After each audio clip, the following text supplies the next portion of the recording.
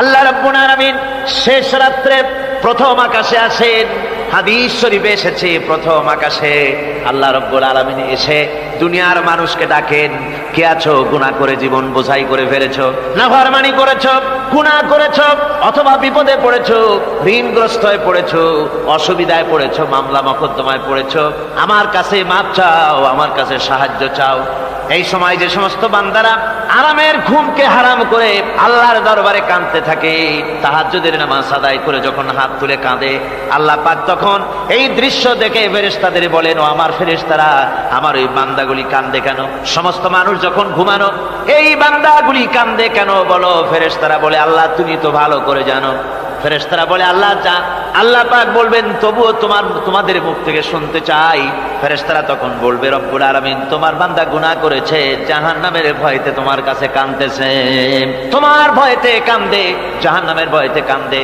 আল্লাহ জিজ্ঞেস করেন, ফেরেশতারা ওরা যে আমার ভয়তে কাঁদে, ওরা কি আমারে দেখছে নাকি? ফেরেশতারা বলেন, না খোদা তোমারে দেখে নাই। আল্লাহ পাক বলেন, ওরা আমার যে জাহান্নামের ভয়তে কাঁদে, ওই জাহান্নাম তারা দেখেছে নাকি? ফেরেশতারা বলে, না আল্লাহ তোমার জাহান্নাম ওরা দেখে নাই, তোমার বেহেশত কিছুই দেখে নাই। আল্লাহ পাক বলেন, ও আমার ফেরেশতারা, এই বান্দাগুলি আমার দোজখ দেখে নাই, আমাকে দেখে নাই, হাসর মিজান সিরাত কিছুই দেখে নাই, শুধু কোরআনের কথা শুনে, আমার নবীর কথা শুনে, আমার কোরআনের কথা শুনে বিশ্বাস করে আরামের ঘুমকে হারাম করে কিভাবে কাঁদতেছে তাকায় দেখ। আমার রহমতের দরিয়ায় জোশ মেরে গেছে, তোরা সাক্ষী থেকে যা, আমার ওই ক্রন্দনরত বান্দাগুলিকে আমি আল্লাহ মাফ করে দিলাম। আমার ভাইয়েরা, আল্লাহ পাক বলেন, আম্মান হুয়া কানিতুন আনা আল-লাইলি সাজিদাও ওয়া কাইমা। আল্লাহ রাব্বুল আলামিন বলেন, সিজদার ভিতরে আর দাঁড়ানোর ভিতরে আমার এই বান্দাগুলি আখিরাতে আমার সঙ্গে দেখা করা লাগবে এই ভয়তে, জাহান্নামের ভয়তে তারা কাঁদে, এভাবে কাঁদতে থাকে। আর আল্লাহ পাক ওই সময় তাদের গুনাহ মাফ করতে থাকেন। কোরআনে কারীমের ভিতরে আল্লাহ পাক বলেন, সারা রাত ঘুমাতে আল্লাহ নিষেধ করেছেন, সারা রাত যেন ঘুমায়ো না, পাইকারি দরে ঘুমায়ো না, একটু জাগো। ওয়াজকুর ইসমা রাব্বিকা বুকরাতাও ওয়া আসীলা। সকাল এবং সন্ধ্যায় তোমার প্রভুর, তোমার রবের জিকির করো, স্মরণ করো। وَمِنَ اللَّيْلِ فَاسْجُدْ لَهُ وَسَبِّحْهُ لَيْلًا طَوِيلًا। তোমার রাতের বেলায় রাতের একটা অংশ সিজদায় অবনত হও, আর রাতের দীর্ঘ সময় ঘুমায় থেকো না, হয় একটা লম্বা সময় ঘুমাও, কিন্তু একটা অংশ রাখো যে সময় তুমি আমার দরবারে সিজদায় পড়ে যাবে, কাঁদবে। আমার বন্ধুগণ, রাতটা ওয়াজআলনাল লাইলা সুবাতা, আল্লাহ রাব্বুল আলামিন ওয়াজআলনা সুবাতা ওয়াজআলনান নাওমা সুবাতা ওয়াজআলনাল লাইলা লিবাসা, ঘুমকে বানাইছেন আল্লাহ শান্তির বাহন, আর রাতকে করেছেন আচ্ছাদন। রাতকে কি করেছেন? আচ্ছাদন। রাতকে একটা পর্দা লাগিয়ে দিয়েছেন, রাতের পর্দা। যেহেতু প্রেম ভালোবাসা ঢোল পিটায় করা যায় না, ঢোল পিটায় প্রেম করা যায়? যায় না। মানুষকে দেখায় দেখায় প্রেম ভালোবাসা করা যায় না, এটা হলো দুনিয়ার রীতিনীতি। দুনিয়ায় যেটা মানুষেরা করে, আসল সবচাইতে বড় ভালোবাসার পাত্র হলেন আল্লাহ, মাশুক হলেন আল্লাহ, আশেক হলো মানুষ। আশেক এবং মাশুকের ভিতরে প্রেম বিনিময় হবে, ভালোবাসার আদান প্রদান হবে, কথোপকথন হবে। এজন্য দিনের কোলাহল পূর্ণ অবস্থায় তা হয় না বলে রব্বুল আলামিন বলেন, আমি তোমাদের জন্য রাতকে একটা আচ্ছাদন, একটা পর্দা বানায় দিয়েছি। এই রাতের পর্দার ভিতরে থেকে আমারে ডাকো, আমাকে, আমার কাছেই তুমি আমাকে ডাকো, একটা লম্বা সময় নিয়ে আমাকে বলতে থাকো, আমাকে ডাকতে থাকো। আল্লাহ পাক তার নবীকেও বলেছেন, ইয়া আইয়ুহাল মুযাম্মিলু কুমিল লাইলা ইল্লা কালিলা। হে চাদর আচ্ছাদিত ব্যক্তি, রাত্রিকালে সালাতে দণ্ডায়মান থাকো, কিন্তু কম, সারা রাত জাগার দরকার নেই। একটা অংশ জাগো, যখন তুমি আমার জন্য কাঁদবে, আমার জন্য সিজদায় পড়ে থাকবে। সাহাবায়ে কেরামদের সঙ্গে রোমকদের লড়াই হতেছে, রোমক সৈন্যরা যুদ্ধে জিততে পারতেছে না কিছুতেই। এরপরে তারা গোয়েন্দা বিভাগের লোক পাঠায় দিল, এদের সঙ্গে জিততে পারি না কেন, একটু খুঁজে দেখে আসো রাত্রে এরা করেটা কি। গোয়েন্দা বিভাগের লোক সারা রাত ঘুরে ঘুরে তারপরে এসে রিপোর্ট করলো। এরপরে এসে তাদের প্রধানের কাছে রিপোর্ট করলো, আমরা যে যার কাছে গিয়েছিলাম দেখে এলাম, হুম হুম বিল্লাইলি রাহবানুন ওয়া বিন্নাহারি ফুরসানুন, আমরা দেখে এলাম যাদেরকে দিনের বেলায় প্রচন্ড শক্তিশালী বীর যোদ্ধা রূপে যাকে যুদ্ধ করতে দেখেছি ময়দানে, রাতের বেলায় দেখলাম গিয়া একেবারে নিতান্ত ফকিরের মতো কেউ তো সেজদায় পড়ে কাঁদতেছে, কেউ আবার তেলাওয়াত করতেছে, চোখ দিয়া পানি পড়তেছে, আবার কেউ নামাজ পড়তেছে, আবার কেউ হাত তুলে রেখেছে তাদের প্রভুর দরবারে, চোখের পানিতে তাদের চোখ বুক ভেসে যেতেছে। সারাটা রাত তেলাওয়াত আর সেজদা আর নামাজের মধ্যে তারা এভাবে কাটিয়ে দিয়েছে। সেনাপতি এই রিপোর্ট শোনার পরে বললেন, ও গোয়েন্দা বিভাগের লোকেরা, আমার রোমক সৈন্যরা শোনো, যে জাতির নৈতিক মান এত উচ্চে, ওই জাতির সঙ্গে যুদ্ধ করা মানে আমাদের আত্মহত্যা করার শামিল। এদের সাথে কিছুতেই আমাদের পক্ষে পারা সম্ভব না। হ্যাঁ, এদের সাথে পারা যাবে যদি এই সম্পর্ক নষ্ট করে দেওয়া যায়। আল্লাহর সাথে তাদের এই গভীর সম্পর্ক যেটা আছে, এই সম্পর্ক নষ্ট করে দিতে হবে, তাহলেই কেবলমাত্র সম্ভব হবে। এদের নৈতিক চরিত্র ধ্বংস করার জন্য প্রচেষ্টা চালাও, তাহলে হয়তো আমরা কামিয়াব হতে পারবো। আমার বন্ধুগণ, এই জন্য গভীর রাত্রে যারা ইমানদার ব্যক্তি, তাদের জন্য গভীর রাত্রে জাগার একটা ব্যবস্থা আল্লাহ পাক বলেছেন। ইমানদার ব্যক্তিদের জন্য এটা হলো 2 নম্বরের বৈশিষ্ট্য। ওয়াল্লাযীনা ইয়াকুলুনা রাব্বানা সরিফ আন্না আযাব জাহান্নাম ইন্না আযাবাহা কানা গরামা। রহমানের বান্দার, খাঁটি বান্দার 3 নম্বরের বৈশিষ্ট্য হচ্ছে এই, তারা আল্লাহ রব্বুল আলামিনের দরবারে হাত তুলে ফরিয়াদ জানায়, আল্লাহর কাছে মোনাজাত করে, আল্লাহ রব্বুল আলামিনকে বলে, আয় আল্লাহ, হে আমার প্রভু, আয় আমার রব, জাহান্নামের আগুন থেকে দয়া করে আমারে বাঁচাও। জোরে বলেন আমিন, জোরে বলেন আমিন। জাহান্নামের বর্ণনা আমরা এই মাহফিলে করেছি, করি নাই? মনে আছে? দারুণ কঠিন জায়গা, অত্যন্ত কঠিন জায়গা, মারাত্মক জায়গা জাহান্নাম। ওই জাহান্নামের জন্য আল্লাহর কাছে কাঁদতে হবে, মাপ চাইতে হবে জাহান্নাম থেকে। মুমিন ব্যক্তির 3 নম্বরের বৈশিষ্ট্যই তাই। সে বলবে, রব্বানা সরিফ আন্না আযাব জাহান্নাম ইন্না আযাবাহা কানা গরামা। আয় আল্লাহ, তোমার জাহান্নামের শাস্তি থেকে তোমার কাছে মাপ চাই। আল্লাহ পাক বলেন, এই জাহান্নামের শাস্তি বড়ই প্রাণান্তকার হবে। ইন্নাহা সাআত মুস্তাকাররান ওয়া মুকামা। জাহান্নাম হচ্ছে অবস্থানের জন্য অত্যন্ত নিকৃষ্ট, খুবই খারাপ জায়গা এই জাহান্নাম। কিন্তু মুসলমানদের অবস্থাটা ভিন্ন।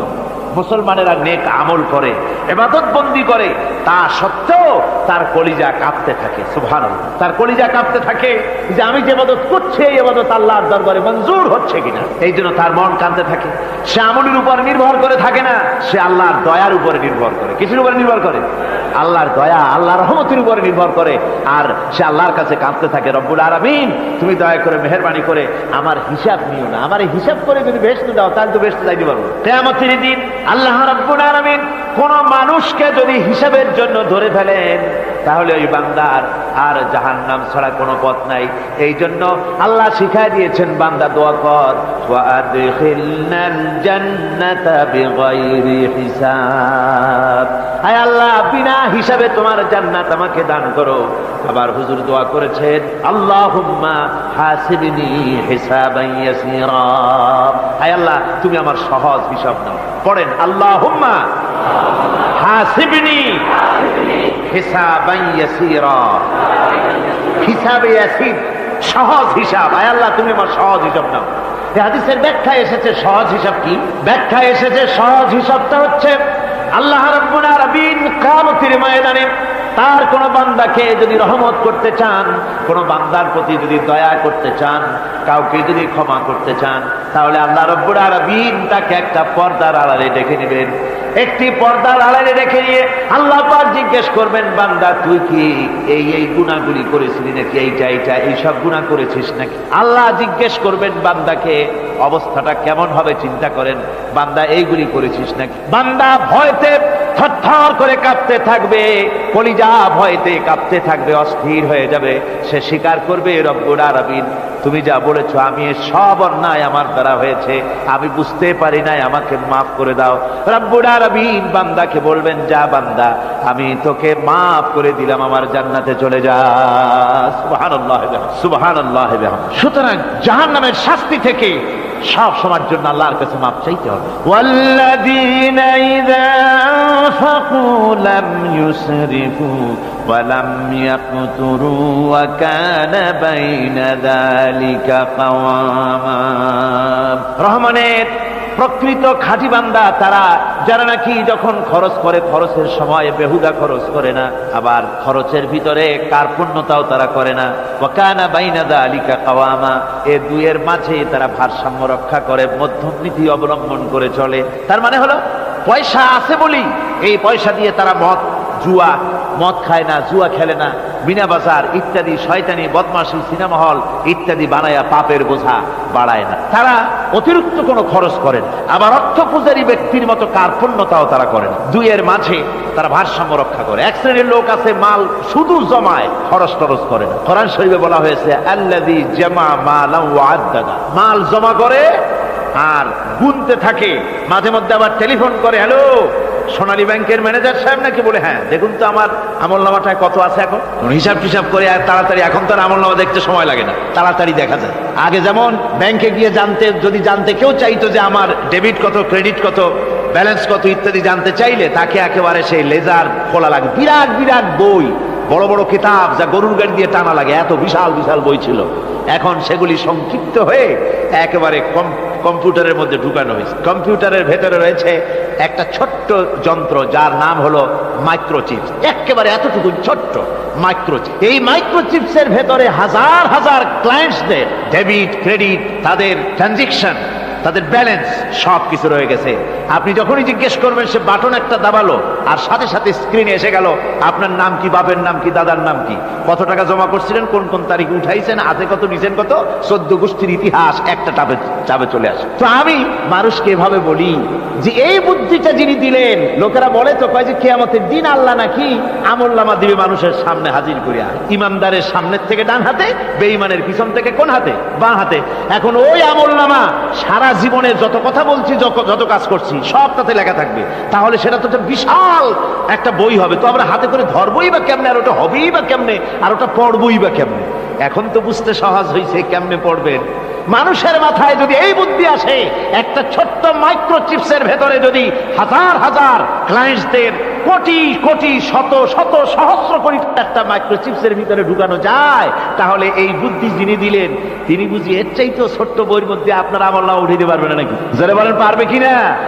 নিশ্চয়ই পারবেন, হাজার বার পারবেন বন্ধুগণ। সুতরাং এরা মাল জমা করে আর গনে, জিজ্ঞেস করে ম্যানেজার সাহেব কত হয়েছে, বলে যে এত লক্ষ এত। তখন আবার চিন্তা হয় যে আরো কত টাকা জমাইতে পারলে কোটি হয়, তারপরে আরো 200 কোটি হয়, এভাবে তারা জমাইতে থাকে, খরচ করে না। তো এ ব্যাপারে সন্তানের জন্য, সন্তানদের জন্য খরচ যেটা লাগে সেটা স্ত্রী পুত্র সন্তান আত্মীয় স্বজন যে আছে যা, তাদের জন্য যে পরিমাণ খরচ করা লাগে তা যদি না করে তাহলে এটা হচ্ছে বখিলি। আর খরচ করতে গিয়ে যদি বেশি করে তাহলে সেটা হচ্ছে বেহুদা খরচ। এখন এই বেহুদা খরচ থেকে আমাদেরকে বাঁচতে বলা হয়েছে। বিষয়টা হচ্ছে নিজের আত্মীয় স্বজন সন্তান সন্ততির জন্য খরচ করতে হবে যা লাগে তাই, আর আল্লাহর রাস্তায় যখন দেওয়ার কথা আসে তখন প্রাণ খুলে দান করতে হবে। দেখেন লোকেরা যখন আল্লাহর রাস্তায় দান করতে বলা হয় পকেটের মধ্যে হাত দিয়ে তারপর আঙ্গুল অনেক সময় কষাকষি করে।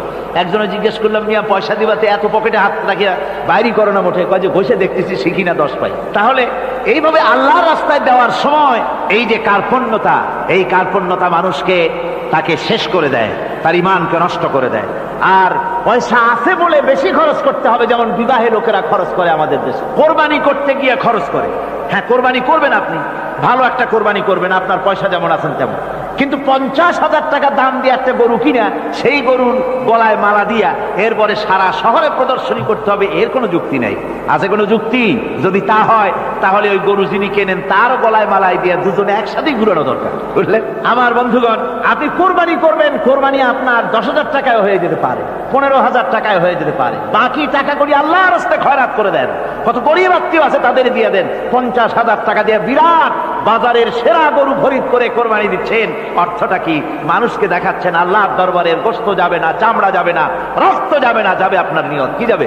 নিয়ত। সুতরাং আল্লাহর রাস্তায় যখন খরচ করবেন, সেই খরচ করার ব্যাপারে তখনও নিয়তটা দেখতে হবে। হালাল পথে খরচ করতে গেলেও নিয়তটা দেখতে হবে, এবং তখনও বেহুদা খরচ করা যাবে না। বিবাহে যেভাবে খরচ আজকাল করে মানুষেরা, হুজুর সাল্লাল্লাহু আলাইহি ওয়াসাল্লাম বলেছেন যে বিবাহে যত খরচ কম সেই বিবাহ তত বরকতপূর্ণ। আর আমরা মনে করি বিবাহে যত বেশি খরচ বাড়ানো যায় ততই এটা বেশি শানদার হবে। উল্টা চিন্তা করি। আল্লাহ রাব্বুল আলামিনের পরে বলছেন والذين لا يدعون مع الله إلها آخر ولا يقتلون النفس التي حرم الله إلا بالحق ولا يزنون ومن يفعل ذلك يلقى أثاما। আর রহমানের খাঁটি বান্দা যারা, তাদের পঞ্চম নম্বরের বৈশিষ্ট্য হচ্ছে যে তারা আল্লাহর সাথে, আল্লাহকে বাদ দিয়ে অন্য কাউকে ইলাহা বলে, মাবুদ বলে ডাকে না। এই ব্যাপারেও ব্যাখ্যা আমরা এই মাহফিলে দিয়েছি, মনে আছেন আপনাদের? আল্লাহ ছাড়া অন্য কাউকে ইলাহা বলে ডাকা যাবে না।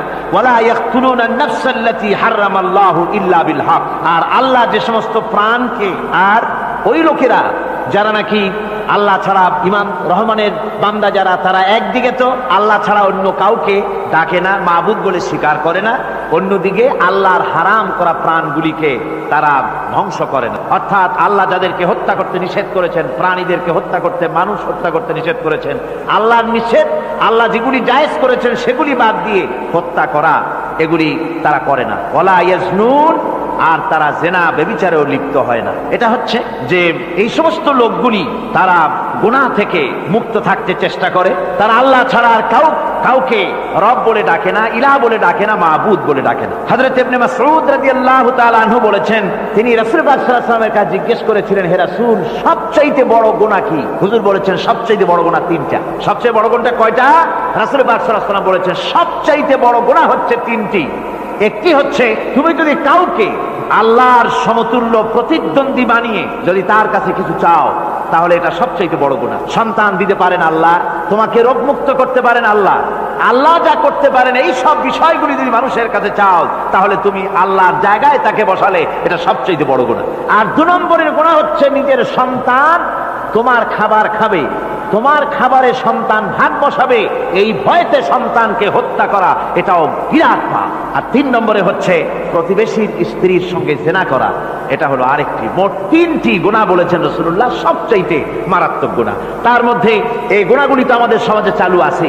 একদিকে সমাজের ভেতরে রয়েছে আল্লাহ ছাড়া মানুষের কাছে, মাজারের কাছে গিয়া, কবরের কাছে গিয়া, কবরওয়ালার কাছে চাওয়ার এই রেওয়াজ চালু আছে। এই রেওয়াজ কি চট্টগ্রামে কমেছে না বেড়েছে? কমেছে। জোরে কোন আলহামদুলিল্লাহ। কমে গিয়েছে, আগের তুলনায় বহুত কমেছে।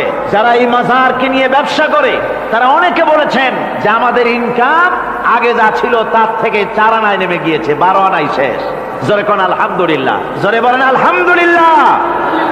এই মাজার পূজা থেকে বাঁচতে হবে। 2 নম্বরে রয়েছে, সমাজের ভিতরে চালু আছে এই যে সন্তান হত্যা করা, এই হত্যা করার এক রেওয়াজ চালু আছে। এরপরে রয়েছে এমনি মানুষকে হত্যা করা। কলেজ ইউনিভার্সিটিতে যেভাবে মানুষ হত্যা করা হচ্ছে, এরা জানে না নিজের আদর্শকে প্রতিষ্ঠার জন্য আন্দাজ এবং অনুমানের উপরে ভিত্তি করে জেদ করে মানুষকে হত্যা করছে। কি বলেন, করে না? আল্লাহ রাব্বুল আলামিন বলেন, ওয়ামান ইয়াকুতুল মুমিনান মুতাআম্মিদান ফাজাযাউহু জাহান্নাম খালিদিনা ফিহা আবাদান। আল্লাহ রাব্বুল আলামিন বলেন, মুমিন বান্দা কি কেউ যদি ইচ্ছে করে কাউকে হত্যা করে, তাহলে তার জায়গা হবে জাহান্নাম, তার আর কোনো শাস্তি নাই, একমাত্র জাহান্নামই হবে তার শাস্তি, চিরকাল জাহান্নামের ভিতরে থাকতে হবে। জোরে বলেন নাউজুবিল্লাহ। আজকে কলেজের মধ্যে, ইউনিভার্সিটিতে অনবরত আমরা হত্যাকাণ্ডের খবর শুনতে পাচ্ছি, সমানে হত্যা হচ্ছে। এই যে সন্ত্রাস এবং হত্যা যা হচ্ছে কলেজ ইউনিভার্সিটিতে, আপনারা আমাকে বলেন অনুরূপ হারে মাদ্রাসায় এই ধরনের সন্ত্রাস হচ্ছে? এত আস্তে জবাব দিলেন, তাহলে বোধহয় হচ্ছে দেশে। মাদ্রাসায় সন্ত্রাসের কারণে, কোন টাইটেল মাদ্রাসা, ফাজেল মাদ্রাসা সন্ত্রাসের কারণে বন্ধ হয়েছে, এমন কোন নজির আপনারা পেয়েছেন? পান নাই। কেন পান? কলেজ বন্ধ হচ্ছে, ইউনিভার্সিটি বন্ধ হচ্ছে, সন্ত্রাসের কারণে। মাদ্রাসা বন্ধ হয় না কেন? তার কারণ হচ্ছে কলেজ ইউনিভার্সিটিতে কোরআন পড়ানো হয় না, হাদিস পড়ানো হয় না, তাই তারা হত্যা করলে কি পাপ হয় তাও জানে না। হত্যার পাপ তো দূরের কথা, মানুষ কোরআন শুনতে আসে, কোরআন শুনতে আসাটাও তাদের বরদাস্ত হয় না। আমি জানতে পারলাম, এ মাহফিল আসার সময় জানতে পেরেছি, চট্টগ্রাম বিশ্ববিদ্যালয়ের কাছে থেকে শ্রোতৃমণ্ডলী মাহফিলের শ্রোতারা বাসে যখন আসতেছিল, সেখানকার কিছু সংখ্যক ছেলেরা ইট পাটকেল মেরেছে বাসের উপরে, বহুত লোক সেখানে আহত তারা করেছে। নাউজুবিল্লাহি মিন যালিক। কি শিক্ষা দেওয়া হচ্ছে সেখানে? কিন্তু মাদ্রাসায় তো হচ্ছে না। কেন হয় না? তার কারণ হচ্ছে মাদ্রাসাগুলিতে কোরআনে কারীম পড়ানো হয়, রাসূলুল্লাহর হাদিস পড়ানো হয়, সেখানে জানানো হয়, এই কথাগুলি পড়ানো হয়। যদি কেউ কাউকে হত্যা করে, জাহান্নাম ছাড়া কোনো জায়গা থাকবে না, চিরকাল জাহান্নামে থাকতে হবে, এই ভয়তে ওরা হত্যার ভিতরে যায় না। এই জীবন নয়, পরকাল আছে, কিয়ামতের দিন আল্লাহর দরবারে দাঁড়ায়া জীবনের সবকিছুর হিসাব দিতে হবে। এই জন্য তারা এসব জানে বলে, এসব তাদের রক্তে মাংসের ভিতরে ঢুকানো আছে বলে তারা চুরি ডাকাতি জেনা ব্যভিচার হত্যার দিকে তত যায় না যত এরা যায়। ঠিক কিনা বলে? কলেজ ইউনিভার্সিটিতে আজকে কোরআন শরীফ পড়ানো হয় না। মাদ্রাসা এবং মসজিদে, মাদ্রাসাগুলিতে যে কারণে সন্ত্রাস হয় না, ওই কারণটা যদি কলেজ ইউনিভার্সিটিতে ঢুকানো যায়, তাহলে সন্ত্রাস বন্ধ হতে পারে। ঠিক কিনা কর? আমার ভাইরা, আজ বাংলাদেশে যে কয়টা ইউনিভার্সিটি আর যতগুলি কলেজ আছে, এদেশের সাধারণ মানুষের রক্তার্জিত পয়সা দিয়েই এই কলেজ ইউনিভার্সিটি চালানো হয়, কিন্তু সেখানে কোরআন শরীফের তাফসীর পড়ানো হয় না, হাদিস শরীফ পড়ানো হয় না। হয় সব পড়ানো হয়, কিন্তু কোরআনে কারীমের তাফসীর পড়ানো হয় না, হাদিস শরীফ পড়ানো হয় না। যদি ওই কলেজ ইউনিভার্সিটির ছাত্রগুলিকে কোরআন শরীফ পড়ানো হতো, কোরআনের তাফসীর পড়ানো হতো, কলেজ ইউনিভার্সিটিতে হাদিস শরীফ যদি পড়ানো হতো, ইসলামের অর্থনীতি সমাজনীতি যদি পড়ানো হতো, তাহলে কলেজ আর ইউনিভার্সিটি গোটা জাতিকে মাস্তান আর গুন্ডা উপহার দিত না, খালিদ বিন ওলীদের মতো মুজাহিদ উপহার দিত। জোরে বলেন সুবহানাল্লাহ।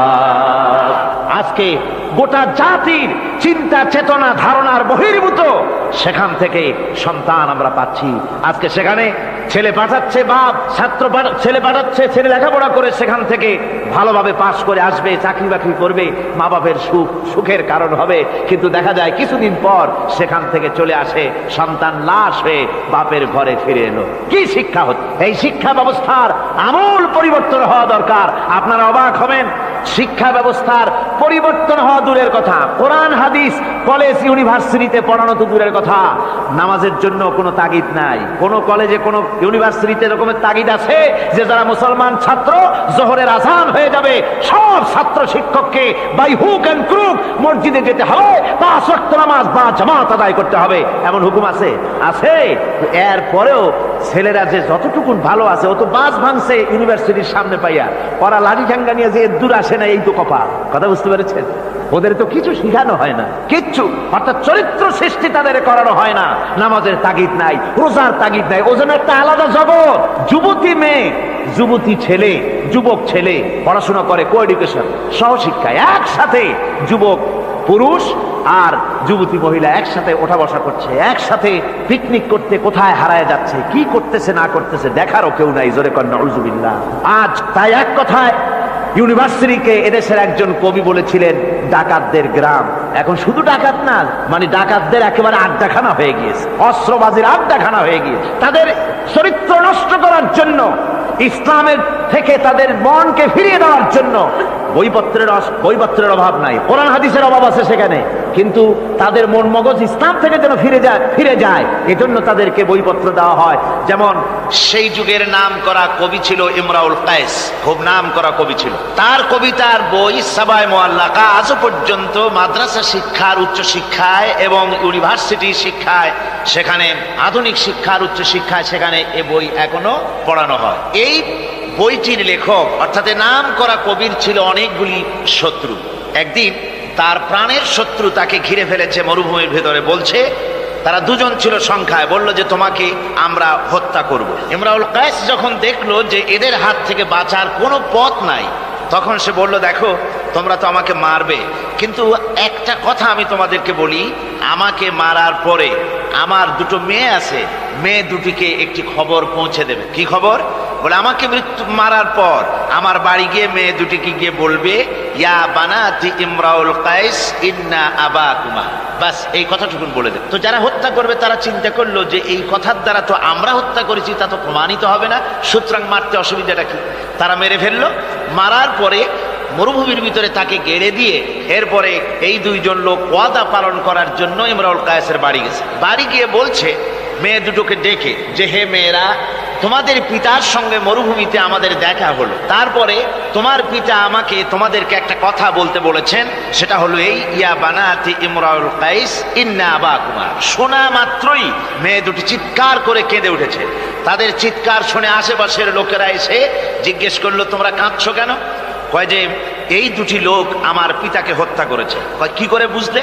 কয় এই যে এদের কাছে আমার আব্বা একটা খবর পাঠাইছেন, খবরটা হলো ইয়া বানাতি ইমরাউল কাইস ইন্না আবাকুমা। ওরা বলছে এতে ওরা হত্যা করেছে, তা কি করে বোঝা গেল? এর অর্থ তো হচ্ছে যে হে ইমরাউল কায়েসের মেয়েরা, নিশ্চয়ই তোমার পিতা, তো নিশ্চয়ই তোমার পিতা কি খায় না ঘুমায় না, বিদেশে গেছে, কি করে বোঝা গেল যে সে নিহত হয়েছে? মেয়ে দুটি বলছে, দেখো আমার পিতা যে কবিতার পংক্তি বলেছেন এর দ্বিতীয় লাইন আমরা জানি কি হবে, ইয়া বানাতি ইমরাউল কাইস ইন্না আবাকুমা, এর দ্বিতীয় লাইন হবে কাদ কুতিলা ওয়া কাতিলুহু লাদাকুমা, এর দ্বিতীয় লাইন হবে নিশ্চয়ই তোমার পিতা নিহত আর হত্যাকারীরা দুজনই তোমাদের সম্মুখে উপস্থিত।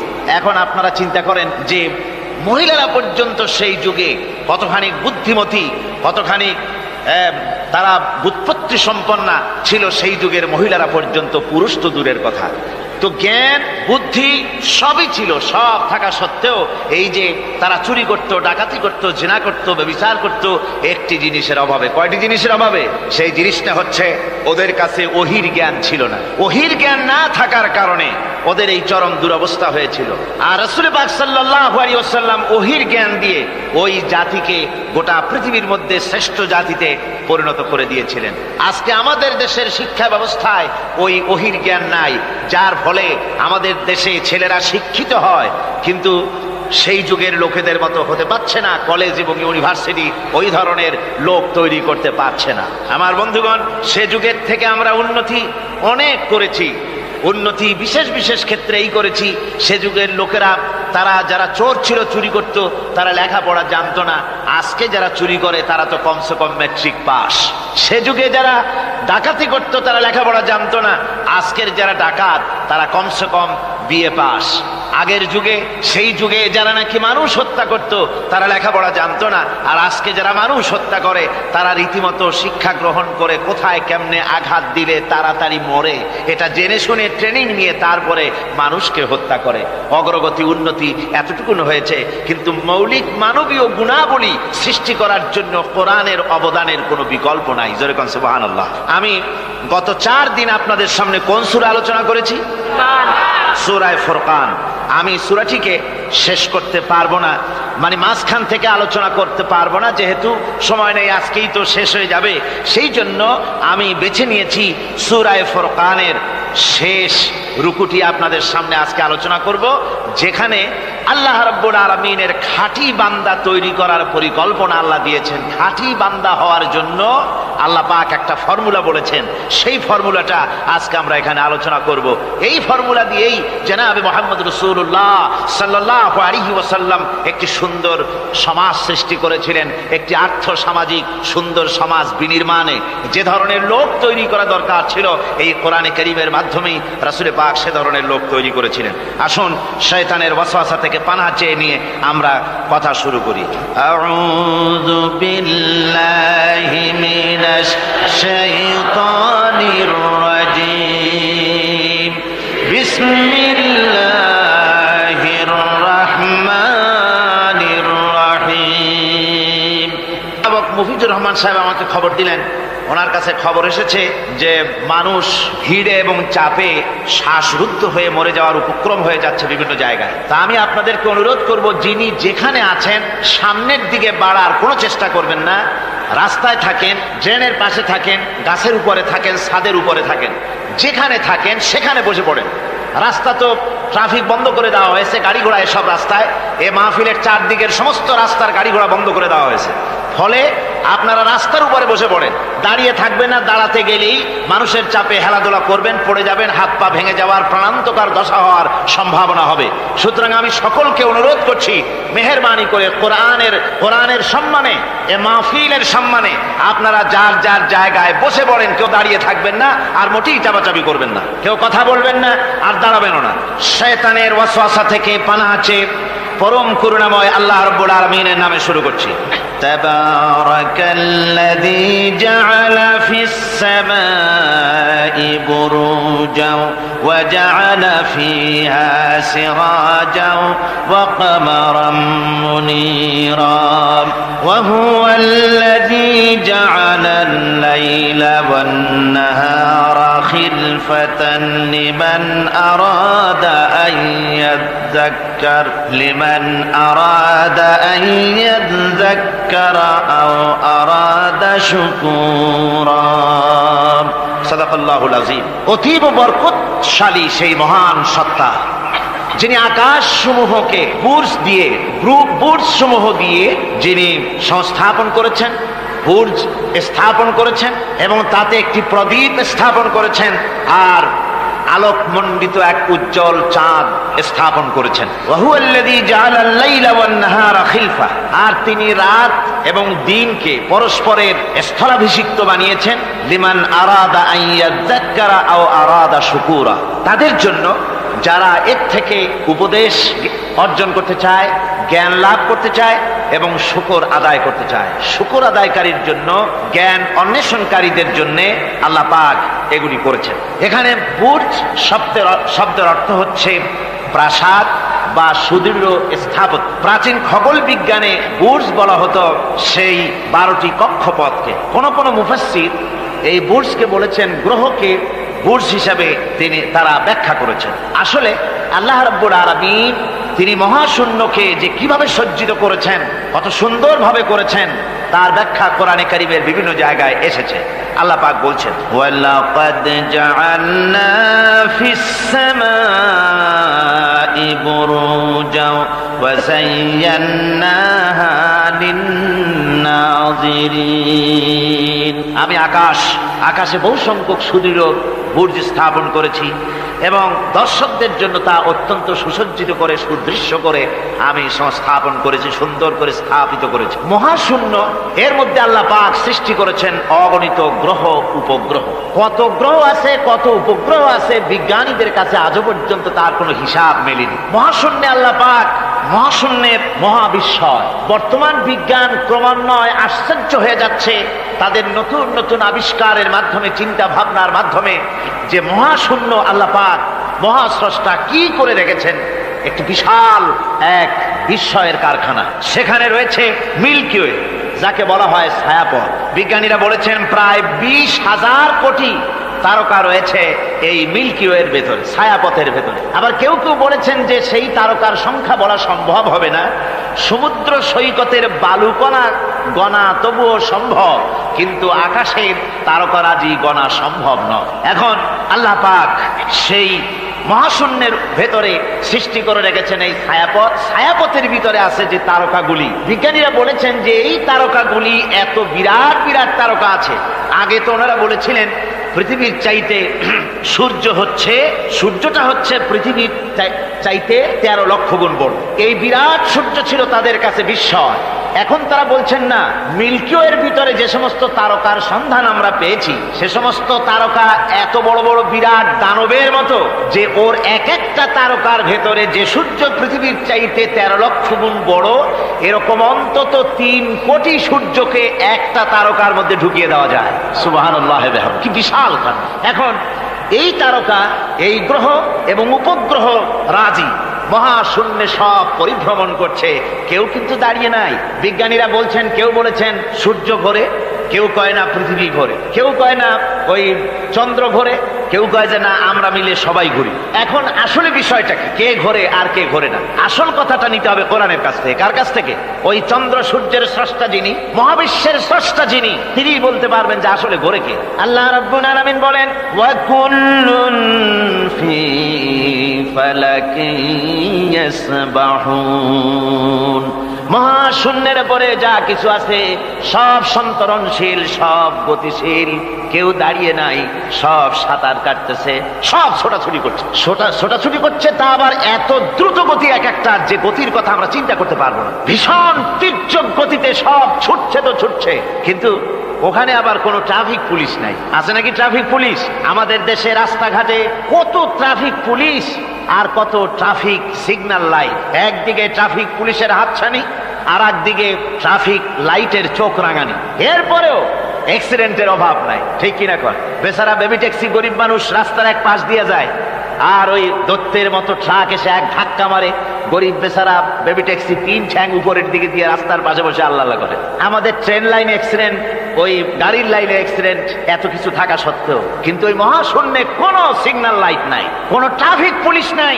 এই বিশাল চাঁদ, এই বিশাল সূর্য, এবং সূর্যকে গিলে খেতে পারে, কোটি কোটি সূর্য গিলে খেতে পারে এমন তারকা, অথচ অ্যাক্সিডেন্ট নেই। আছে অ্যাক্সিডেন্ট? আল্লাহ রাব্বুল আলামিন এখানে মহাশক্তিশালী অদৃশ্য সীমারেখা সৃষ্টি করেছেন। কোরআনে কারীমে রাব্বুল আলামিন বলেন, লাশ-শামসু ইয়ানবাগি লাহা আন তুদরিকাল কামারা ওয়ালাল লাইলু সাবিকুন নাহার ওয়া কুল্লুন ফি ফালাকিন ইয়াসবাহুন। প্রবল জ্ঞানী হইবে যাহারা, আপন মনেতে বুঝিবে তাহারা, রাত্রি পারে না আগে যাইবার, দিনের স্থান করি অধিকার।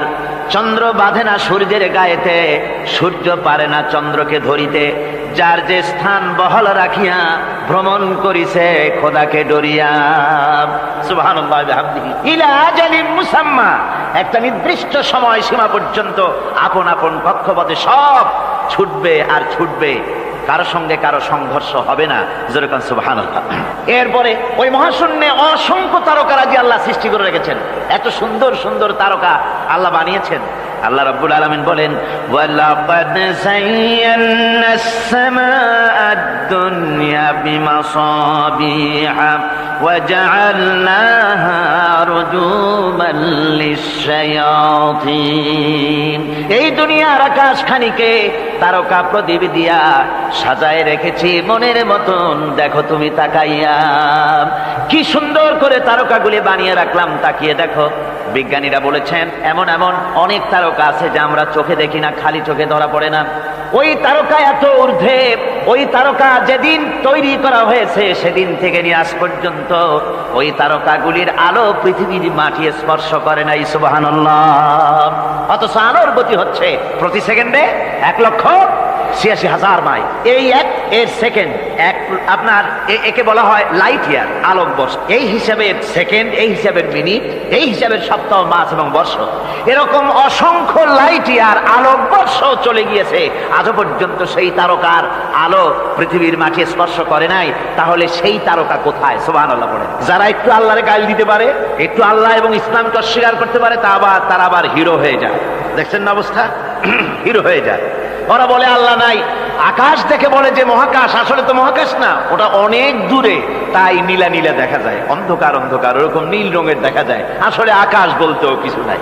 এরপরে ইউরি গ্যাগারিন, যিনি প্রথম মহাশূন্য পরিভ্রমণ করেছিলেন, তিনি মহাশূন্য পরিভ্রমণ করে ফিরে এসে বলেছিলেন, মহাশূন্য পরিভ্রমণ করে ফিরে এলাম।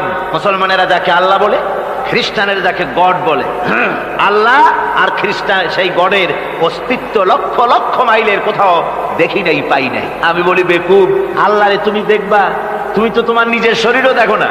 তোমার মাথাটার পেছনটা দেখতে কেমন, তোমার পিঠটা দেখতে কেমন, তোমার বডির একদম পেছনের অংশটা দেখতে কেমন, তা কি জিন্দিগিতে আয়না ছাড়া দেখতে পেরেছো কোনোদিন? নিজের শরীরই দেখতে পাও না, আর শরীরের স্রষ্টা মহান আল্লাহকে দেখতে চাও, দারুণ দুঃসাহস পোষণ করতেছে। আল্লাহ পাকের ওই মহান সৃষ্টি, এই বিশাল সৃষ্টির তুলনায় আমাদের অবস্থান কোথায়? আমাদের অবস্থান হচ্ছে মহাসমুদ্রের ভিতরে কাগজ দিয়ে নৌকা বানায়া যদি ছেড়ে দেওয়া যায়, তো মহাসমুদ্রে কাগজের নৌকাটার যে অবস্থা, এই আল্লাহর মহাবিশ্বে মহাশূন্যের ভেতরে স্পেস, মহাশূন্য আল্লাহর মহাসৃষ্টি, এর ভেতরে আমাদের অবস্থানও আটলান্টিক মহাসাগরে কাগজের নৌকাটা যেমন, আমাদের পৃথিবীর অবস্থাটা তেমন। সুবহানাল্লাহ। আল্লাহ কত বিরাট! সুবহানাল্লাহ। আমার বন্ধুগণ, আল্লাহ পাক বলছেন যে এইভাবে করে আমি চন্দ্র সৃষ্টি করেছি এবং সূর্য সৃষ্টি করেছি। ওয়াজআলা ফীহা সিরাজাম, ওয়া কামারাম মুনীরা, সেখানে একটা প্রদীপ আমি জ্বালিয়েছি, সেই প্রদীপটা হচ্ছে সূর্য। এই সূর্যটা হচ্ছে বিশাল, যা পৃথিবী থেকে 9,30,00,000 মাইল দূরে যে সূর্য অবস্থান করছে, এত দূরে থাকা সত্ত্বেও এই সূর্যের দিকে মানুষ খালি চোখে তাকাতে পারে না, এত উত্তপ্ত। সূরা নাবার মধ্যে আল্লাহ বলেছেন এটাকে ওয়াজআলনা সিরাজাও ওয়াহাজা, উত্তপ্ত, অতি উজ্জ্বল, অতি উত্তপ্ত প্রদীপ এই সূর্যটাকে আল্লাহ বলেছেন। তার তাপ এত বেশি যে পৃথিবীর কোন কোন জায়গায় সূর্যের তাপ 140 ডিগ্রি ফারেনহাইট পর্যন্ত উঠে যায়, এত তাপ হয়। তো এই সূর্যের দিকে মানুষ যদি খালি চোখে তাকায়, তাহলে তার চোখের দৃষ্টিশক্তি বিনষ্ট হয়ে যাওয়ার সম্ভাবনা থাকে। এই সূর্য দিয়ে আল্লাহ পাক ফসল পাকান, এই সূর্য দিয়ে জীবকুলের প্রাণ শক্তির সঞ্চার করেন আল্লাহ পাক। এই সূর্য, বিজ্ঞানীরা বলেছেন, একটা বই আছে, লেখকের নাম আমার মনে নাই, man does not stand alone. এই বইয়ের ভিতরে এই বিজ্ঞানী লিখেছেন, আল্লাহর সৃষ্টি রহস্য সম্পর্কে লিখেছেন যে সূর্য যেখানে এখন আছে, স্রষ্টা নিশ্চয়ই একজন আছেন, তিনি বলছেন যে সূর্য যেখানে আছে ওখান থেকে যদি কিছু নিচে নেমে আসতো সূর্য, তাহলে গোটা পৃথিবী পুড়ে ছাই হয়ে যেত। আর যেখানে আছে ওখান থেকে যদি কিছু উপরে উঠে যেত, গোটা পৃথিবী হিম শীতলতায় গোটা পৃথিবী ফ্রিজ হয়ে যেত। অথচ একটা মাপা একটা জায়গায় আল্লাহ পাক এই সূর্যকে রেখেছেন, সুবহানাল্লাহ পড়ে। আবার চন্দ্রকেও এমন একটা মেজারমেন্ট করা জায়গায় আল্লাহ রেখেছেন, এই চন্দ্র যদি উপরে উঠে যেত, যেখানে আছে সেখান থেকে গোটা পৃথিবীটা মরুভূমি হয়ে যেত। আর যেখানে আছে সেখান থেকে যদি নিচে নেমে আসতো কিছুটা, তাহলে গোটা পৃথিবী বন্যায় প্লাবনে গোটা পৃথিবী ভেসে চলে যেত। সুবহানাল্লাহি ওয়া বিহামদিহি। এই চন্দ্রকে আল্লাহ পাক এভাবে রেখেছেন, সূর্যকে এভাবে রেখেছেন। আবার এই সূর্যের রয়েছে অতি বেগুনি রশ্মি, সেই অতি বেগুনি রশ্মি যেন এমন একটা পাওয়ার আছে সূর্যের, যে সূর্যের তাপ যদি পৃথিবীর মানুষ গায়ে লাগে, ওই রশ্মিটা যদি লাগে, সৃষ্টি জগতের ক্যান্সার হবে, সৃষ্টি জগৎ মরে যাবে, বাঁচতে পারবে না, অসুখ করবে। সেজন্য ওজোন স্তর একটা আল্লাহ বানিয়ে রেখেছেন, ওজোন একটা স্তর, যেটাকে বিজ্ঞানীরা এখন বলছেন গ্রিন হাউস এফেক্ট। এই ওজোন স্তরে ফাটল ধরেছে, বিজ্ঞানীরা লক্ষ্য করেছেন ওজোন স্তরে ফাটল ধরে সূর্যের সেই ক্ষতিকারক পাওয়ারটা পৃথিবীর মাটির কাছে চলে আসতেছে। এখন এটাকে ঠেকাবার ব্যবস্থা করা হচ্ছে। আমার বন্ধুগণ, এটা কেন হচ্ছে? আল্লাহ রাব্বুল আলামিন বলেন, ওয়ামা আসাবাকুম মিন মুসিবাতিন ফাবিমা কাসাবাত আইদিকুম, তোমাদের উপরে যত বিপদ আসে, মুসিবত আসে, সব তোমাদের হাতের কামাই করা, দুই হাতের কামাই করা, দু হাত দিয়ে যা কামাই করেছো তার ফল তোমাদের পেতে হচ্ছে। গ্রিন হাউস এফেক্ট কেন হলো? কারণ হচ্ছে আমাদের গাড়ি থেকে যে কার্বন ডাই অক্সাইড, কালো ধোঁয়া আমরা বের করি, আমাদের মিল কল কারখানা থেকে যে চিমনি থেকে কালো ধোঁয়া বের হয়, এগুলিকে শোষণ করার জন্য, এগুলিকে নষ্ট করার জন্য হলো গাছ। গাছ হলে মানুষের বন্ধু। আমরা জনমের মতো গাছ কাটি, লাগাই না। এভাবে করে প্রকৃতির ভারসাম্য আমরা নষ্ট করেছি। আমরা প্রকৃতির ভারসাম্য নষ্ট করবার জন্য ইচ্ছে করে দেশের পাহাড়গুলিকে ধ্বংস করছি। অথচ আল্লাহ পাক বলেছেন, এই পাহাড় পৃথিবীর ভারসাম্য রক্ষার জন্য, প্রকৃতির ভারসাম্যকে রক্ষা করার জন্য আমি পাহাড় সৃষ্টি করেছি। জোরে বলেন সুবহানাল্লাহ। মানুষ এভাবে নিজের সর্বনাশ নিজেই করতেছে। আল্লাহ পাক বলছেন, এভাবে করে আমি সব কিছুকে একটা সুন্দর পদ্ধতি দিয়ে সৃষ্টি করেছি। আর ওই যে আলোকমণ্ডিত চাঁদ, ওই চাঁদ সম্পর্কে প্রশ্ন তুলেছে কাফেরেরা, যে চাঁদটা কি? ওয়ায়াসআলুনাকা আনিল আহিল্লাম কুল হিয়া মাওয়াকিতু লিন্নাস। আল্লাহ রাব্বুল আলামিন বলেন, নবী, আপনাকে প্রশ্ন করা হয় চাঁদের ক্রমবর্ধমান এবং ক্রমহ্রাস সম্পর্কে, যেটা কি আপনি তাদেরকে বলে দেন। আমি এই চাঁদকে একটা প্রাকৃতিক ক্যালেন্ডার বানায়া, চিরস্থায়ী ক্যালেন্ডার বানিয়ে তাম পৃথিবীর মানুষের জন্য আকাশে ঝুলায় রেখেছি, মহাশূন্যে টানায় রেখেছি, যেন প্রতিদিন রাত্রিবেলায়, দিনের বেলায়, রাতের বেলায় তারা দিন, রাত, মাস, বছর গণনা করতে পারে। এই জন্য বিনা পয়সার একটা ক্যালেন্ডার আমি ঝুলায় রাখছি। জোরে বলেন সুবহানাল্লাহ। এমনি করে চাঁদ এবং সূর্যকে আমি সৃষ্টি করে দিই। আল্লাহ পাক বলেন, وهو الذي جعل الليل والنهار خلفة لمن أراد أن يذكر أو أراد شكورا। আর আমি দিন এবং রাতকে একে পরস্পরের স্থলাভিষিক্ত বানিয়েছি, যারা শুকর আদায় করবে আর যারা এর দ্বারা জ্ঞান অর্জন করবে তাদের জন্য। অর্থাৎ তারা এগুলি দেখে মনে করবে যে এগুলি খালি খালি না। এই যে রাত আসতেছে, দিন আসতেছে, দিন এবং রাত্রের এই যে পরিবর্তনটা, এর মধ্যে রয়েছে নিদর্শন। সূরা আলে ইমরানের মধ্যে আল্লাহ পাক বলেন, ইন্না ফি খালকিস সামাওয়াতি ওয়াল আরদি ওয়াখতিলাফিল লাইলি ওয়ান নাহার লাআয়াতিন লিউলিল আলবাব। যারা নিশ্চয়ই আমার এই সৃষ্টি রহস্য সম্পর্কে, দিন এবং রাতের পরিবর্তনের ব্যাপারে যারা চিন্তা করে, গবেষণা করে, তাদের জন্য আমি অনেক কিছু চিন্তার বিষয়ের মধ্যে রেখে দিয়েছি।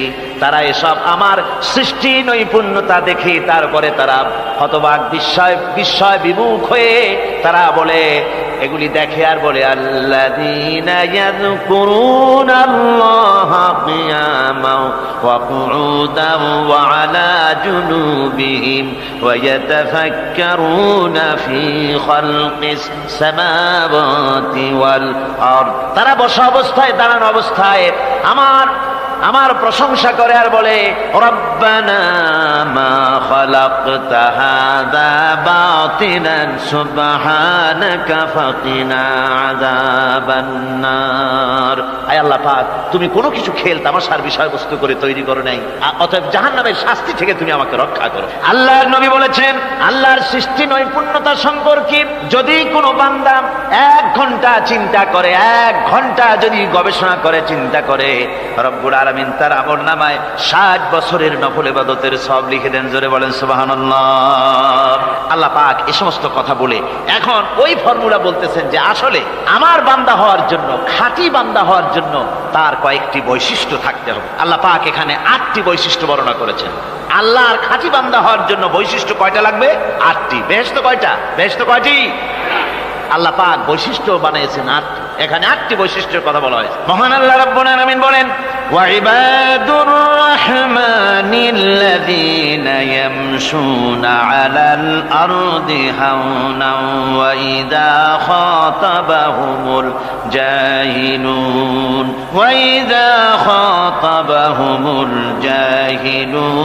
ক্বালু সালামা।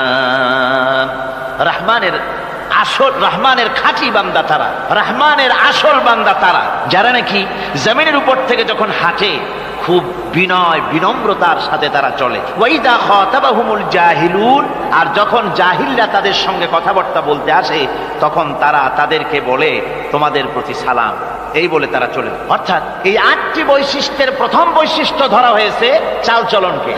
ইমানদার খাঁটি বান্দা যারা, তাদের চাল চলন সম্পর্কে প্রথম বৈশিষ্ট্য ধরা হয়েছে।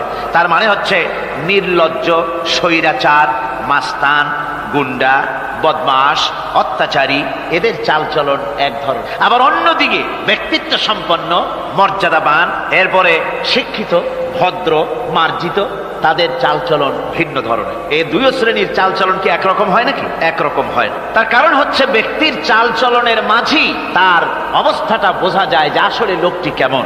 আল্লাহ রাব্বুল আলামিন এই কথার দ্বারা এটা প্রমাণ করতে চান যে মুমিন বান্দা যারা হবে, আল্লাহর খাঁটি বান্দা যারা হবে, তাদের পরিচয় দেওয়া লাগবে না। তাদের চালচলন দেখে, তাদের হাঁটা দেখে, তাদের চলা দেখে, তাদের বলা দেখে, তাদের আচরণ দেখে লোকেরা বুঝতে পারবে যে ইনি হচ্ছেন আল্লাহর একজন খাঁটি বান্দা, একজন মুমিন ব্যক্তি, একথা বুঝতে পারবে। আর সে ব্যক্তি জমিনের উপরে চলবে খুবই বিনম্রভাবে। কোরআনে কারীমে অন্য জায়গায় আল্লাহ রাব্বুল আলামিন বলেছেন, ওয়ালা তামশি ফিল আরদি মারহান ইন্নাকা লান তাখরিকাল আরদা ওয়া লান তাবলুগাল জিবালা তুলা। আমার জমিনের উপরে অহংকারের পদবরে হেঁটো না, আমার জমিনের উপরে অহংকার করে জমিনের উপরে হেঁটো না। তুমি জমিনের উপরে অহংকার করে হেঁটে পদাঘাত দিয়ে আমার এই জমিনকে ফাটায় দিতে পারবে না। আর তুমি লাফ দিয়ে আমার আকাশে, আমার পাহাড়ের উচ্চতাও তুমি ছাড়িয়ে যেতে পারবে না। অহংকার করে কেউ কি পায়ের আঘাত দিয়ে জমিনটাকে ফাটায় দিতে পারে? কি বলেন, পারবে? আর অহংকার করে লাফ দিয়ে পাহাড়ের উচ্চতাও কি কেউ ছাড়িয়ে দিতে পারবে? পারবে না। সুতরাং অহংকার, মুমিন ব্যক্তি যারা, তারা অহংকার করতে পারে না। অহংকার মুমিনের স্বভাব নয়। অহংকার করতে পারে কেবলমাত্র আল্লাহ রাব্বুল আলামিন। অহংকার হচ্ছে আল্লাহ পাকের ইজাত। অহংকার কে করতে পারেন? আল্লাহ পাক করতে পারেন। মানুষের অহংকার শোভা পায় না। মানুষ, তোমার আবার অহংকার কিসের? এক ফোঁটা নাপাক পানি দিয়ে যার জন্মের উৎস, এমন নাপাক পানি যা শরীর থেকে নির্গত হলে পরে গোসল করা ফরজ হয়ে যায়, এমন এক ফোঁটা নাপাক পানি যার জন্মের উৎস, তার অহংকার কি? অহংকার করবেন আল্লাহ রাব্বুল আলামিন। হাদিসে কুদসির ভিতরে এসেছে, আল্লাহ পাক বলেছেন, যে ব্যক্তি অহংকার করে সেজন্য আমার চাদর নিয়ে টানাটানি করে। জোরে কর নাউযুবিল্লাহি মিন যালিক। সুতরাং মুমিন বান্দা যিনি হবেন, আল্লাহর খাঁটি বান্দা, রহমানের খাঁটি বান্দা, সে ব্যক্তি কখনো জমিনের উপর অহংকারের সাথে চলাফেরা করবে না, বরং তার চাল চলন হবে অত্যন্ত বিনম্র। আর কি? আর হলো জাহিলদের সঙ্গে সে কোনো বিতর্কে লিপ্ত হবে না। জাহিলরা গালাগালি দেবে, গালাগালির জবাবে সে গালাগালি দেবে না। জাহিলরা অত্যাচার করবে, অত্যাচারের জবাবে সে অত্যাচার করবে না, বরং তাদেরকে দেখলে, তারা অত্যাচার করতে আসলে, তারা গালাগালি দিলে তাদের জবাবে ইদফা বিল্লাতি হিয়া আহসান, তাদের জবাবে তাদেরকে সালাম দিয়ে সেখান থেকে তারা কেটে পড়বে। সূরা কাসাসে এই আয়াত, অন্য জায়গায় আল্লাহ রাব্বুল আলামিন এ কথা আবার এভাবে বলতেছেন, وَإِذَا سَمِعُوا اللَّغْوَ أَعْرَضُوا عَنْهُ وَقَالُوا لَنَا أَعْمَالُنَا وَلَكُمْ أَعْمَالُكُمْ سَلَامٌ عَلَيْكُمْ لَا نَبْتَغِي الْجَاهِلِينَ।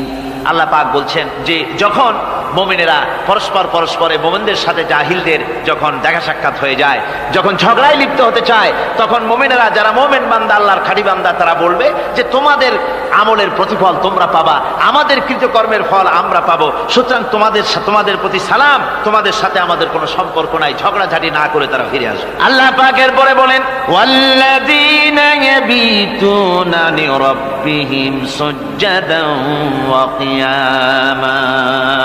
রহমানের খাঁটি বান্দা তারাই আরেকটি বৈশিষ্ট্য, তাদের এই 2 নম্বরের বৈশিষ্ট্য বার বলা হচ্ছে। রহমানের, আল্লাহর খাঁটি বান্দার 2 নম্বরের বৈশিষ্ট্য সেটা হচ্ছে যে তারা রাত কাটায় তার রবের হুজুরে, আল্লাহর দরবারে সেজদা দিয়ে দাঁড়িয়ে থেকে কান্দাকাটি করে তারা রাত গুজরান করে। জোরে বলেন সুবহানাল্লাহ। আর এর বিপরীত যারা, তারা রাত কাটায়, রাতের বেলা মদ, জুয়া, সিনেমা, গান বাজনা, অশ্লীলতা, নাটক, হাবিজাবি গল্প গুজব করে তারা তাদের রাত কাটায়। আর যারা মুমিন বান্দা, আল্লাহর বান্দা, যারা খাঁটি বান্দা, তারা এই রাত তারা আল্লাহর ইবাদতের ভিতর থেকে কান্দাকাটির মধ্য দিয়ে দাঁড়িয়ে দাঁড়িয়ে অথবা সেজদার ভিতরে তারা তাদের রাত কাটিয়ে দেয়। কোরআনে কারীমে আল্লাহ রাব্বুল আলামিন একথা এভাবে বলেছেন, তাতাজাফা জুনুবুহুম আনিল মাদাজি'i ইয়াদউনা রাব্বাহুম খাওফান ওয়া তামআন। আমার মুমিন বান্দারা তাদের পার্শ্বদেশ এবং পৃষ্ঠদেশ বিছানার উপরে বেশি রাত থাকে না। তারা তাদের রবের প্রতি, রবের ভয়, আল্লাহর ভয়, আশা পোষণ করে। আর তারা আল্লাহকে ভয় করে তারা বিছান থেকে নিজের পিঠকে আলাদা করে নিয়ে তারা রাতের বেলায় আমার কাছে কান্দে, আমার কাছে দোয়া করে, তারা কান্দে, ইবাদত করে। সূরা যারিয়াতের ভিতরে রব্বুল আলামিন বলতেছেন, কানু কালিলাম মিনাল লাইলি মা ইয়াহজাউনা ওয়া বিল আসহারি হুম ইস্তাগফিরুন। আমার এই মুমিন বান্দাগুলি, আমার খাঁটি বান্দা যারা, তারা সারা রাত ঘুমায় না, রাতের একটা অংশ মাত্র তারা ঘুমায়, সারা রাত ঘুমায় না, একটা অংশ তারা ঘুমায়, আর বাকি অংশটুকু শেষ রাত্রে তারা ওঠে আর আমার দরবারে তারা কান্দে, মাপ চায় আর কাঁদতে থাকে, চোখের পানি ফেলতে থাকে। আল্লাহ রাব্বুল আলামিন শেষ রাত্রে প্রথম আকাশে আসেন।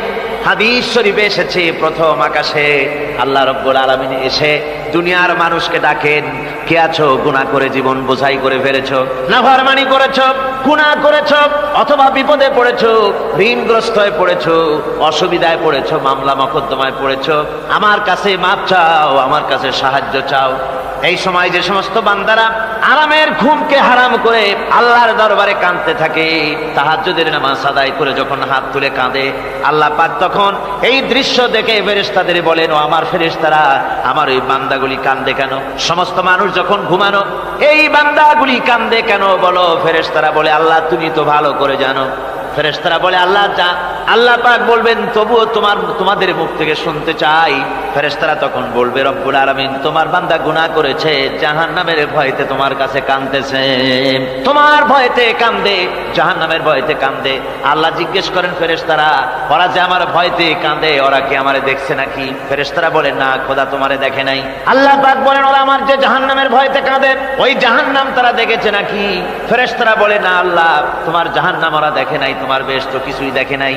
আল্লাহ পাক বলেন ও আমার ফেরেশতারা এই বান্দাগুলি আমার দোজখ দেখে নাই, আমাকে দেখে নাই, হাসর মিজান সিরাত কিছুই দেখে নাই, শুধু কোরআনের কথা শুনে, আমার নবীর কথা শুনে, আমার কোরআনের কথা শুনে বিশ্বাস করে আরামের ঘুমকে হারাম করে কিভাবে কাঁদতেছে তাকায় দেখ।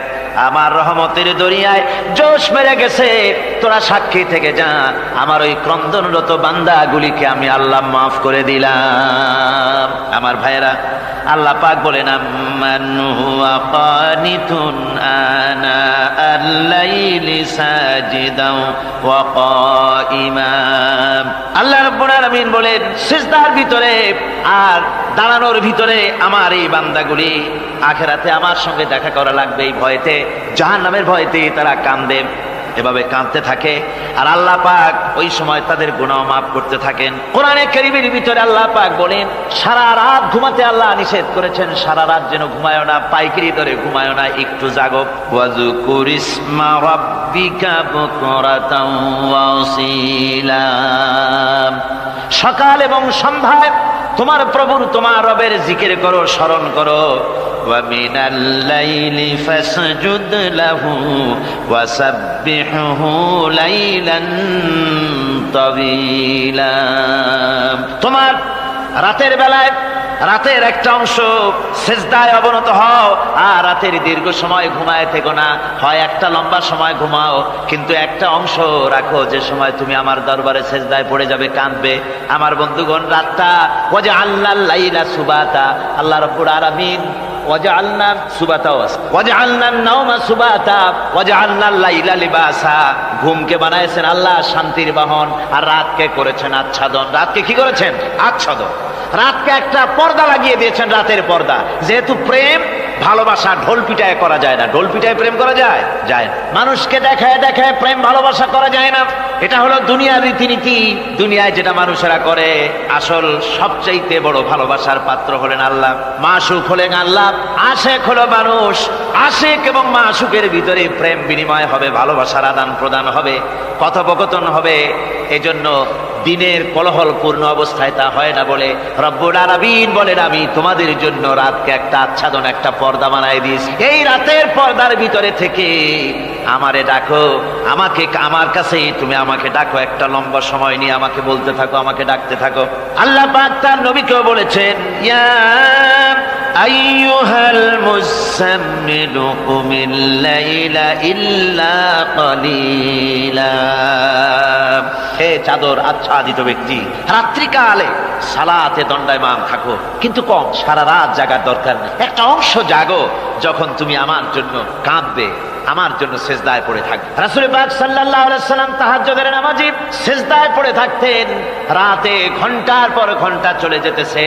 হযরত আয়েশা বলেন আমি মনে করতাম সিজদায় এমন ভাবে রাসূল পড়েছেন আর ওঠেন না, আমার মনে হতো হুজুর বুঝি ইন্তেকাল করে গেছেন। আমি রাসূলের পায়ের আঙ্গুল ধরে আস্তে করে চাপ দিতাম, হুজুর তাতে একটু ব্যথা পেয়ে আঙ্গুল নাড়া দিতেন, তখন আমি মনে করতাম আল্লাহর নবী বিদায় হন নাই, বেঁচে আছেন। আবার কখনো দাঁড়িয়ে দাঁড়িয়ে নামাজের ভিতরে তেলাওয়াত করতে করতে রাত শেষ হয়ে যেত, আমার মনে হতো এই দাঁড়ানো থেকে হুজুর বুঝি আর রুকুতে যাবেন না। আবার যখন রুকুতে যেতেন মনে হতো এই রুকু থেকে আর বুঝি সেজদায় যাবেন না। আবার যখন সেজদায় যেতেন মনে হতো এই সেজদা থেকে রাসূল বুঝি আর উঠবেন না। সুবহানাল্লাহ। সাহাবায়ে কেরাম জিজ্ঞেস করতেন হে রাসূল, হযরত আয়েশা জিজ্ঞেস করে হে রাসূল আপনি এত কাঁদেন কেন, এত ইবাদত করেন, এত রাত জাগেন? হযরত আয়েশা বলেছেন আল্লাহ নবী দাঁড়িয়ে দাঁড়িয়ে তেলাওয়াত করতে করতে, দাঁড়িয়ে দাঁড়িয়ে নামাজ পড়তে পড়তে পাও মোবারক, কদম মোবারক এমন ভাবে ফুলে যেত সকালবেলায় জুতার মধ্যে পাও ঢুকতো না। সুবহানাল্লাহ। এইভাবে রাসূল পাক কষ্ট করতেন। জিজ্ঞাসা করতে এত ইবাদত কেন করেন? আপনার তো আগের পিছের সমস্ত গুনাহ আল্লাহ মাফ করেছেন, কোনো গুনাহ আপনার নাই, তবু আল্লাহ বলে দিয়েছেন নবী আপনার আগের পিছের সব মাফ। তারপরেও এত কান্দেন কেন? আল্লাহর নবী বলেছেন, ও সাহাবীরাও আমার স্ত্রীরা শোনো, আমি কি আমার বান্দার আমি আমার আল্লাহর শুকর গুজারকারী বান্দায় কি আমি পরিণত হব না? যে আল্লাহ আমাকে এত নিয়ামত দিয়েছেন, আমি কি সেই আল্লাহর শুকর গুজার হব না? রাসূলুল্লাহ এভাবে কাঁদতেন। সুতরাং প্রত্যেকটি মুসলমানকে রাতের বেলায় আল্লাহর দরবারে হাত তুলে কাঁদতে হবে, মোনাজাত করতে